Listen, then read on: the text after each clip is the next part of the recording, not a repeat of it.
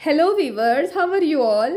आज मैं आप लोगों के साथ हाइड्रो बूस्ट क्लींजर पर अपना जो है रिव्यू शेयर करने जा रही हूँ, तो आप लोगों ने स्किप नहीं करना अगर आप लोग इसमें इंटरेस्टेड हैं। इस क्लींजर के मुतालिक जो है तमाम इन्फॉर्मेशन आप लोगों को इस वीडियो में मिल जाएगी और आप लोगों को बहुत सी बातें जो इन्फ्लुएंसर्स नहीं बताती इस क्लींजर के बारे में मैं आप लोगों के साथ वो भी शेयर करूंगी, ठीक है। और आप लोगों को बताऊंगी कि ये किस स्किन टाइप के लिए अच्छा है या ये ओवर हाइप प्रोडक्ट है। ऑल डिटेल्स आपको इस वीडियो में मिल जाएंगे। तो चलें आप लोगों को बोर किए बगैर वीडियो की तरफ चलते हैं। जैसे कि आप देख सकते हैं कि ये जो इसकी पैकेजिंग है और ये मैं बिल्कुल फिनिश कर चुकी हूँ और ये मेरी फर्स्ट बोतल नहीं है, ये मेरी सेकंड बोतल है, ठीक है। ये क्लींजर जो है जेल बेस्ड क्लींजर है और यहाँ इन्होंने मेंशन किया हुआ कि इसमें हाइलोनिक एसिड है और ये डर्माटोलॉजिकली टेस्टेड है, ठीक है। इसके अलावा आप यहाँ देख सकते हैं, यहाँ बैक साइड पर इन्होंने मैंशन किया हुआ है कि जी ये जो है पैराबेन्स फ्री है और ये नॉन कोमिडोजेनिक है, suitable for all skin type है। यानी कि यहाँ लिखा हुआ है सेंसिटिव स्किन वाले भी इवन इसे यूज़ कर सकते हैं। लेकिन मुझे ये चीज़ समझ नहीं आती कि अगर इसको सेंसिटिव स्किन वाले लोग यूज़ कर सकते हैं तो इसके इंग्रेडिएंट लिस्ट के अंदर जो है कुछ ऐसे इंग्रेडिएंट ऐड क्यों किए गए हैं जो सेंसिटिव स्किन के लिए बिल्कुल भी सूटेबल नहीं है। तो चलिए पहले इसके तमाम इंग्रेडिएंट को एक नज़र देख लें, उसके बाद डिस्कस कर लें और लास्ट में मैं आप लोगों के साथ अपना एक्सपीरियंस शेयर करूँगी कि इसके साथ मेरा कैसा एक्सपीरियंस रहा है, ठीक है। तो जैसे कि आप देख सकते हैं 200 ml है, इसके जो प्राइस हैं 2000 के राउंड अबाउट हैं, ठीक है। और ये इसकी तमाम इंग्रेडिएंट लिस्ट है, आप लोग यहाँ देख सकते हैं, पॉज करके भी पढ़ सकते हैं। और इसके अलावा जी अगर आप लोगों को नज़र नहीं आ रहा तो आप लोगों के आसानी के लिए जो है मैं स्क्रीन पर भी पेस्ट कर दूँगी। इसका जो पहला इंग्रेडिएंट है वो ग्लाइसरीन है, यानी कि इसके अंदर अच्छी भली क्वांटिटी है ग्लाइसरीन की और ये एक बहुत अच्छा इंग्रेडिएंट है, बहुत हाइड्रेटिंग है आपकी स्किन के लिए। आपकी स्किन को नॉरिश रखता है, आपकी स्किन को प्लम्प रखता है और आपकी स्किन को जो है ड्राई आउट नहीं होने देता। इसके अलावा इसके अंदर जो है सोडियम की काफ़ी ज़्यादा फॉर्म्स ऐड की गई हैं, लेकिन इसके साथ साथ इसके अंदर जो है इन्होंने SLS यानी सोडियम लोरियल सल्फेट भी ऐड किया है। और जो सोडियम लोरियल सल्फेट है यानी SLS, उसका एक साइड इफेक्ट ये है कि वो आपकी स्किन को जो है इरिटेट कर देता है। आपकी जो स्किन है बाज़ का इस SLS को जो है बर्दाश्त नहीं कर पाती, आपकी स्किन पर खारिश स्टार्ट हो जाती है। सो अगर इसके अंदर SLS है तो ये रेकमेंड कैसे कर सकते हैं इसको ऑल स्किन टाइप को। सेकंड बात ये कि इसके अंदर जो आप यहाँ लास्ट में पढ़ सकते हैं कि इसके अंदर परफ्यूम भी ऐड है, जो कि जो है सेंसिटिव स्किन वालों के लिए परफ्यूम जो है बिल्कुल भी अच्छा नहीं है। परफ्यूम भी जो है वो इरिटेशन कॉज करता है आपके फेस पे।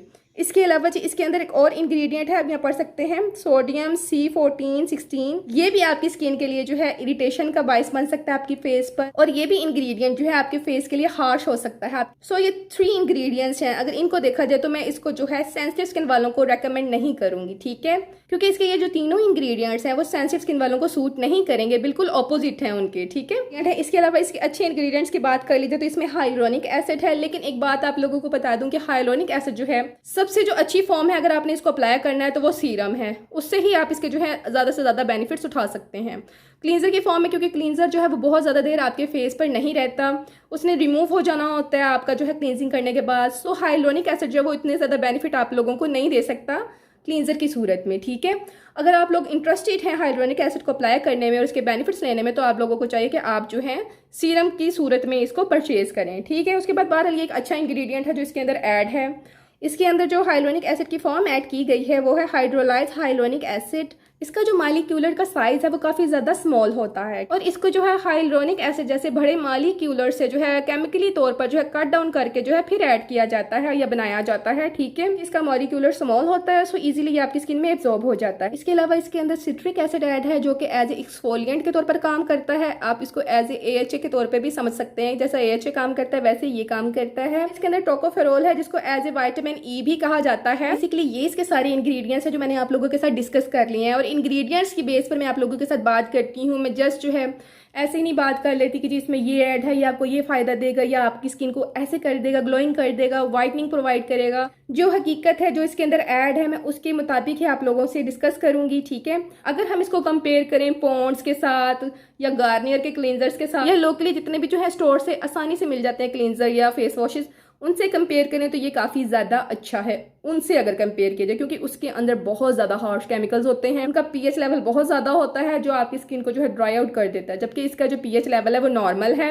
मेरे पास अभी जो है pH लेवल जो है चेक करने वाली स्ट्रिप्स खत्म हुई थी, दैट्स वे मैं अभी आप लोगों को दिखा नहीं सकती। अच्छा, उसके बाद जी बात कर लीजिए तो फिर मैं इसको किसको रेकमेंड करूँगी जी, मैं इसको रेकमेंड करूँगी जिनकी ड्राई स्किन है, जिनकी ऑयली स्किन है, जिनकी कॉम्बिनेशन स्किन है और नॉर्मल स्किन वाले, जिनके फेस पर एक्टिव एक्नी है और उनकी स्किन इरिटेटेड है, उन लोगों को इसको यूज़ नहीं करना, ठीक है। तो अब मैं आप लोगों को बताती चलूँ कि मेरा इस प्रोडक्ट के साथ कैसा एक्सपीरियंस रहा है। देखें, अपने फेस पर तो हम कुछ भी ट्राई आउट कर सकते हैं। आती तौर पर जो है क्लींजर में जो है मुझे परफ्यूम जो है वो इरिटेट नहीं करता, और ना ही मैं इसको इतना हाईलाइट करती हूँ, क्योंकि क्लींजर जो है वो आपके फेस पे ज़्यादा देर तक अप्लाई नहीं होने होते। अगर इसकी जगह ये कोई मॉइस्चराइजर होता या कोई सीरम होता तो फिर मैं आप लोगों को बिल्कुल भी रेकमेंड ना करती। लेकिन SLS के अलावा इसके अंदर और भी बहुत सारे ऐसे इंग्रेडिएंट्स हैं सूथिंग और कामिंग, जिसकी वजह से इसने मेरे फेस को जो है इरिटेट नहीं किया। मेरी अपनी जो स्किन है ड्राई है और सेंसिटिव है, लेकिन इसने मेरी स्किन को बिल्कुल भी इरिटेट नहीं किया, मेरे पोर्स को बिल्कुल भी क्लॉग नहीं किया। इसके साथ मेरा एक्सपीरियंस ज़ाती तौर पे बहुत अच्छा रहा है।